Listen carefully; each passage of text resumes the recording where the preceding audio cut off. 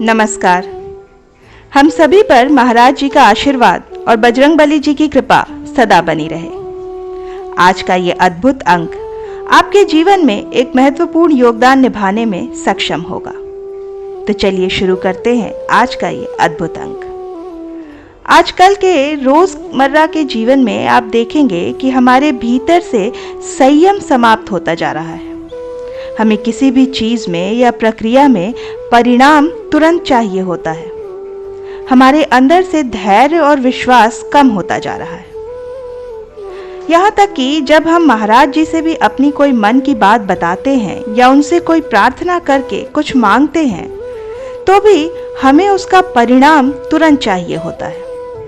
और अगर परिणाम देर से मिले या फिर महाराज जी ने हमारे लिए कुछ और सोच रखा हो, यानी कि मन वांछित फल की प्राप्ति ना हो, तब तो कई भक्तों का विश्वास भी डोलने लगता है और कुछ तो दुखी और निराश हो जाते हैं। जबकि महाराज जी ने सदैव यही बात कही है कि जीवन को सुचारू रूप से चलाने के लिए ज्यादा से ज्यादा सुविधाओं की और संसाधनों की आवश्यकता नहीं होती है, बल्कि नैतिक विचारधारा ही पर्याप्त होती है। क्योंकि अगर आपके विचार नैतिक हैं, कल्याणकारी हैं, मन में किसी प्रकार की कुटिलता या क्रूरता नहीं है, तो आपका जीवन मंगलमयी और कल्याणकारी ही होगा।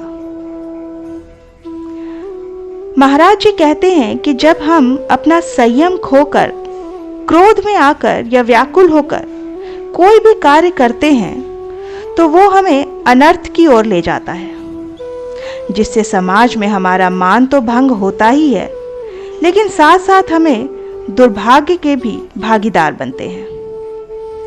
असफलता और निराशा हमें घेर लेती है और हम अंत में सब कुछ ईश्वर पर ही डालकर उन्हीं को कोसने लगते हैं।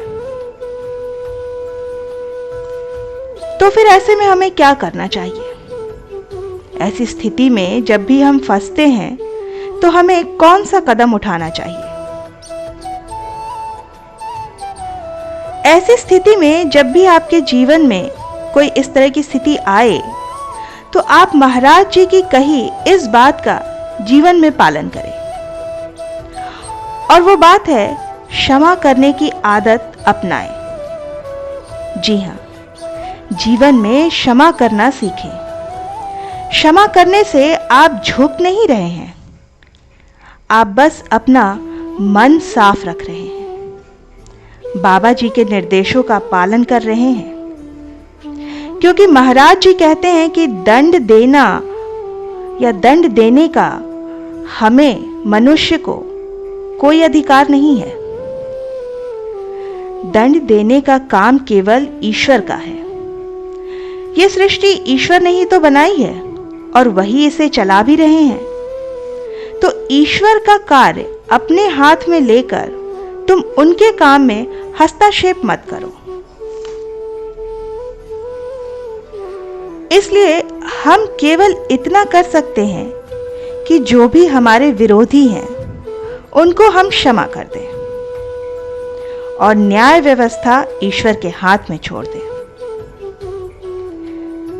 ऐसा करने का परिणाम यह होगा कि आपका मन हल्का और साफ हो जाएगा। जो भी आपके मन की बात है या तकलीफ है वो ईश्वर तक स्वतः ही पहुंच जाएगी और उसके बाद ईश्वर स्वयं ही आगे का निर्णय लेंगे।